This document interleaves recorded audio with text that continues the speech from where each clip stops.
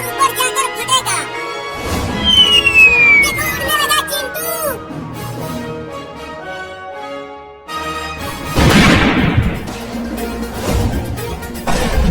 चलो अब ये पटाखा भी फोड़ते हैं। इसे मैं फोड़ूंगी।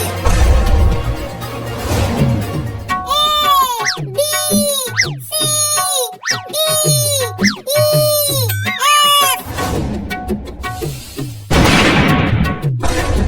देखा चिंटू, मैंने पटाखा फोड़ दिया। मैं यहाँ ABCD पढ़ रहा हूँ और चिंटू और चिंकी वहाँ पटाखे फोड़ रहे हैं। मम्मी मम्मी, अरे ओ मम्मी, बोलो क्यों बुला रहे हो? मम्मी, चिंटू और चिंकी वहाँ ढेर सारे पटाखे फोड़ रहे हैं, तो मुझे भी पटाखे फोड़ना है। अरे वो दोनों बड़े हो गए हैं और तुम अभी बच्चे हो, पटाखे फोड़ोगे तो जल जाओगे। नहीं नहीं, मैं नहीं जलूंगा, मैं जा रहा हूँ पटाखे फोड़ने। चुपचाप यही पढ़ाई करो, नहीं तो इस डंडे से पिटाई कर दूंगी तुम्हें। चल हट। आज दिवाली के दिन मैं पढ़ाई करूंगा। अब चलता हूँ मैं भी पटाखे खरीद कर लाने। अरे मेरे पास तो पैसे ही नहीं है, तो पटाखे खरीदूंगा कैसे? अब क्या करूं?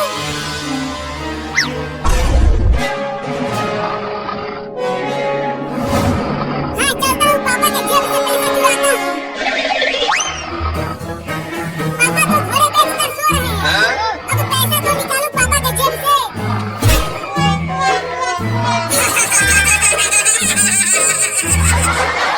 तू भी कर रहा है। मैं यहाँ पैसा चुरा रहा हूँ और पापा हंस रहे हैं, लेकिन मैं भी बहुत ढीठ हूँ। पैसा तो चुरा के ही मानूंगा। एक बार और कोशिश करता हूँ। चूहा घुस गया है क्या मेरे पेट में? हाँ, मिल गया पैसा। अब ढेर सारे पटाखे खरीदूंगा इस पैसे से। अब चलता हूँ पटाखे खरीदने।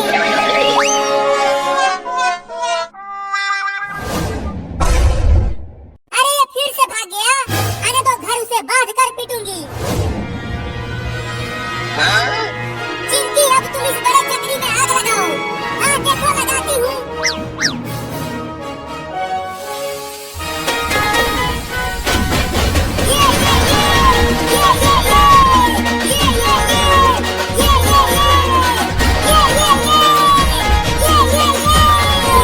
कितना मजा आ रहा है चिंटू कूदने में।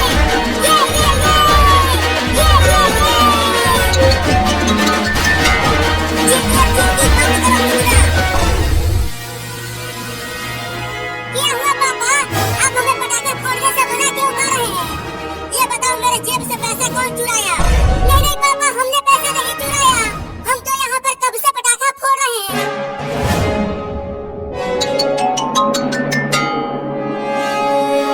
चिंटू, ये देखो, मैं भी पटाखे खरीद कर ले आया।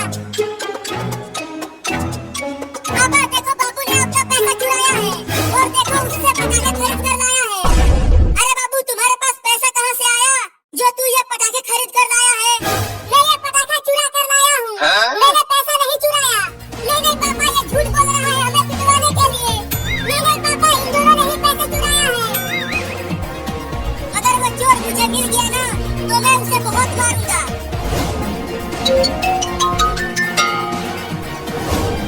देखो चिंटू और चिंकी, अब मैं इन पटाखों को फोड़ूंगा। देखो दिवाली बम हमें भी दे दो ना बाबू। चल भाग, इस दिवाली बम को मैं फोड़ूंगा। अरे तुम अभी छोटे हो, उसे फोड़ोगे तो जल जाओगे। तुम दोनों देखो मैं इसे कैसे फोड़ता हूँ। अरे मत फोड़ो, वो दिवाली बम है। चल हट। चिंकी चलो, अब हम दूर हट जाते हैं।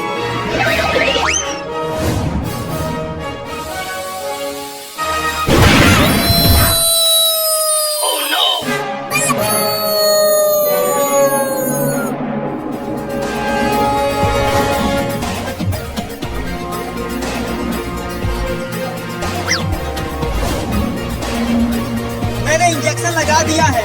अब कुछ दिनों बाद तुम्हारा बाबू ठीक हो जाएगा। हमने इसे बोला था मम्मी कि उस दिवाली बम को मत फोड़ो, लेकिन ये कमीना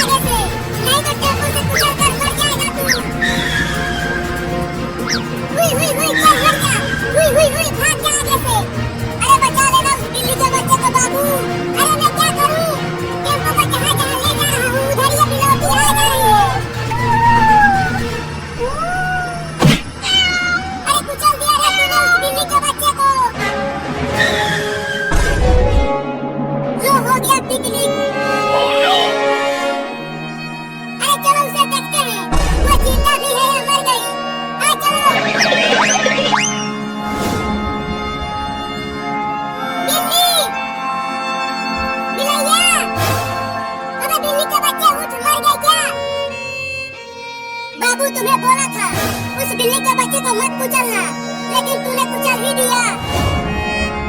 तू बहुत ही कमीना है, पगला गया है तू। ये जानबूझकर मेरे टेम्पो के सामने भाग रही थी और कुचल गई, तो अब क्या करे? चलो इसको अपने गांव के डॉक्टर से दिखाते हैं, शायद ये ठीक हो जाए। नहीं, इसे यहीं रोड पर छोड़ दो और चलो हम पिकनिक पर चलते हैं। अरे पिकनिक पर तो बाद में भी चले जाएंगे, पहले चलो इसे बचाते हैं।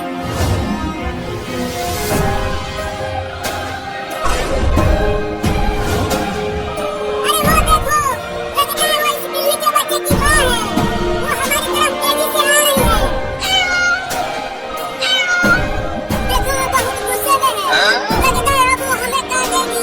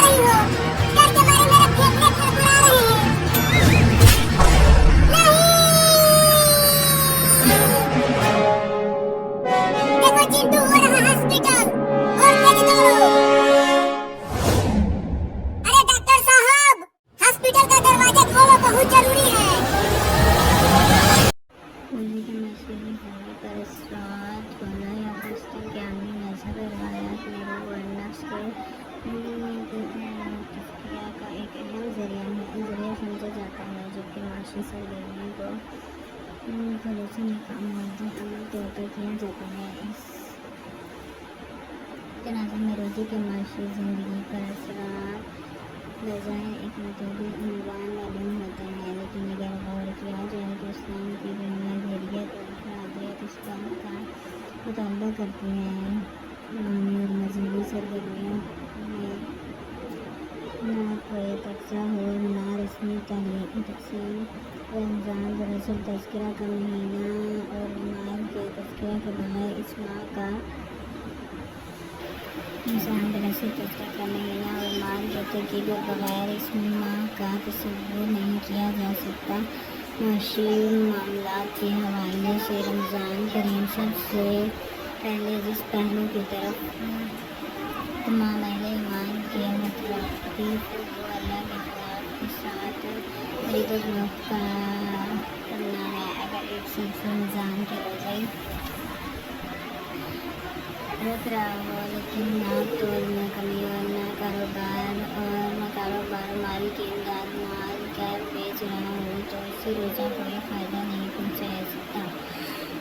जिसमें होता है सलीमा रज़ियल्लाहु तआला अन्हा से रवायत है कि नबी करीम सल्लल्लाहु अलैहि वसल्लम फरमाते हैं, क़यामत के दिन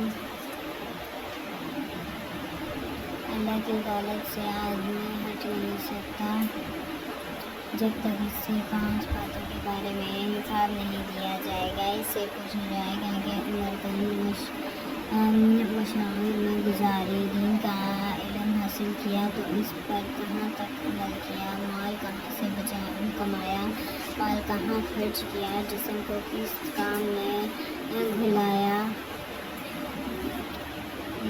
रमज़ान के आगाज़ से इख्तिताम तक एक रोज़ादार को रोज़ाना ऐसे हालात का सामना करना पड़ता है जिसमें मामूली सी गलत बयानी से कारोबार में बहुत माली मुफाद हासिल किया जा सकता है। यानी वो मरहला होता है जिसमें इंसान अल्लाह ताला के खौफ और आखिरत में जवाबदारी से एहसास की बिना पर दुनिया के बड़े से बड़े नफ़ा को अल्लाह ताला की नाराज़गी से डर से टकराया।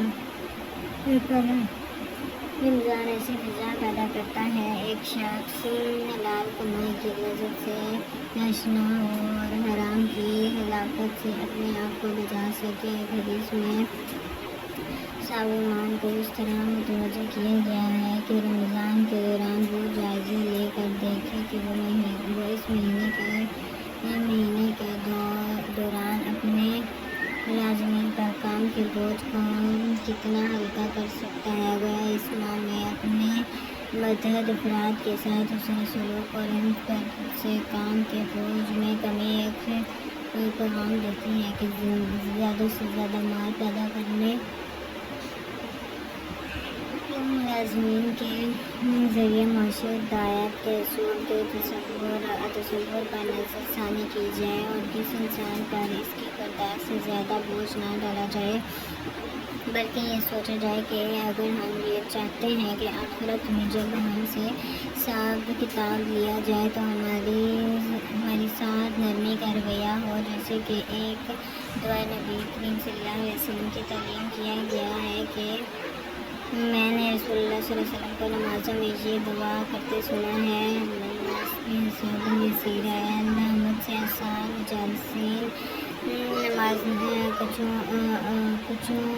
तो मैंने पूछा सर का क्या मतलब है। मैं सामा साबित है कि बंदे का अमाल नामा देखे बगैर इसकी बुराइयों से दरगुजर करे। फिर फरमाया, आयशा जिसका हिसाब लेते वक्त एक चीज़ की गर्द की गई तो उसके खैर नहीं, तो हमें अपने मतलब काम करने वालों के साथ भी नरमी का रवैया इख्तियार करना चाहिए। रमज़ान करीम नरमी रूह का एहसास दिलाता है। रमज़ान करीम में अगर ये ताजिर को अल्लाह का खौफ ना हो तो वो रोज़मर्रा के इस्तेमाल की अशिया के मांग को देखकर कीमत में इजाफ़ा कर देता है, लेकिन अगर वो अक्ल से काम ले और कीमत में इजाफ़ा करे तो सार्फिन में इसके माल की मांग ज़्यादा होगी और वो दुगनी चार गई और मकदार में अपना हाल फरोख्त करके ज़्यादा नफ़ा कमा सकता है।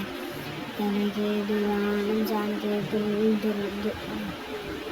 के दौर में हुकूमत और माशरे के बारे ताजिर को इस पहलू की मुताबिक अशिया की कीमतों में इजाफे के बगैर ताजिर ज़्यादा अशिया के फरोख्त होने की बना पर अपने ज़्यादती नफ़े में फ़ायदा इजाफा कर सके। रोज़े का आगाज़ और तकमील की बुनियाद अल्लाह ताला की मुकर्रर की हुई हदूद के एहतमाम से होता है। चुनाचा इस वक्त तक सहरी के खाने की इजाज़त है जब मुसलमान मर्द और औरत अपने वक्त तक सहरी का इस्तेमाल करते हैं। इस तरह जिस वक्त इफ्तारी करने की इजाज़त है उस वक्त इफ्तारी की जाती है। गोया ये अल्लाह की मिक़दार की हुई हदूद की पाबंदी और इन पर शिद्दत से अमल करने की तरबियत है। यही वो असूल है जो रमज़ान के दौरान ज़्यादा ताजिर को सिखाया है कि वो किस हद तक नफ़ा कमा सकता है। अल्लाह ने तिजारत को हलाल इसलिए किया है कि इससे कारोबार में बरकत होती है, माल में इजाफा होता है, लेकिन ये इजाफा किसी नौयत का हो या दूसरों के हकूक़ के असूल का इस्तेमाल करके एक अखलाकी ज़ब्त में रहते हुए नफ़ा कमाता है। गाहक का मतलूबा मियार का माल में मिली और एक गैर ज़रूरी माली बोझ भी ना पड़े। रमज़ान के दौरान एक ताजिर और सनअतकार ये सोचने पर मजबूर होता है कि वो जिन ज़राए से माल कमा रहा है वो कहाँ तक खुद हलाल है। मसलन अगर ये सनअतकार वही कारोबार में रकम लगा रहा हो जो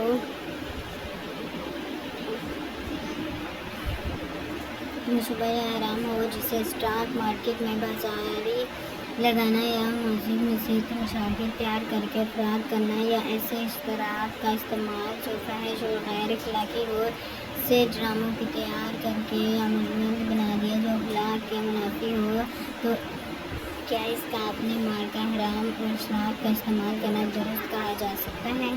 अल्लाह ताला का हुदूद का ख्याल इसे सोचने पर मजबूर करता है कि वो कम अज़ कम रमज़ान में अपने माल के हराम ज़ाया से पैदा ना करें और ना हराम काम में इस्तेमाल करें। ये एहसास आगे चलकर रमज़ान के अलावा भी इसे याद दिलाता है कि माल का ऐसे काम में लगाना जो अल्लाह की मुकर्रर की हुई हदूद के खिलाफ वर्जिश शुमार में हो दुरुस्त नहीं होता।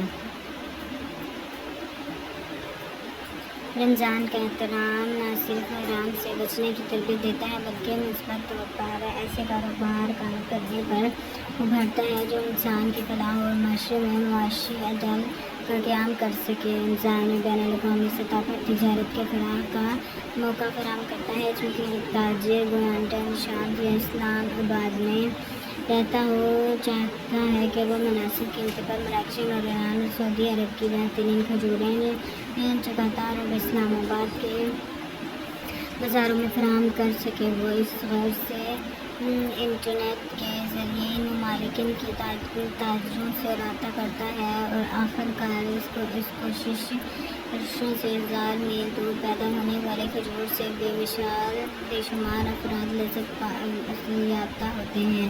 इस तरह दौरान के मुसलमान ताजिरों के बाहमी माशी ताल्लुकात का इस्तेहकाम पैदा होता है। रमज़ान करीम में कुरान करीम की सियासतें के अपने मुआतरीन समात और मुनाफी का गौर करने से एक ताजिर को ये एहसास होता है कि इसे अपने वाहिद का पास रखना है, क्योंकि अहले ईमान की सिफात में से एक अहम सिफात ये है कि वो अपने वादे को पूरा करते हैं। अगर देखा जाए तो तिजारत मुआहदे पर बनी होती है। एक ग्राहक को सामान देते वक्त एक ताजिर इखलाकी और कानूनी तौर पर इसके साथ एक वादा ही करता है कि जो रकम वो इसके वसूल कर रहा है उसके मुआवजे में जो चीज़ या सहूलत सर्विसेज हो ग्राहक को दे रहा है वो वसूल शुदा कीमत के साथ जायज़ मुनासिब रखती है। एक माँ की मुसलसल तरबियत इसकी अहद पूरा करने और आला मेयार के लिए अशिया फरोख्त करने की आदत को लक्ष्य कर देता है। इस तरह रोज़े अपनी अच्छी तजारत अदल की अमली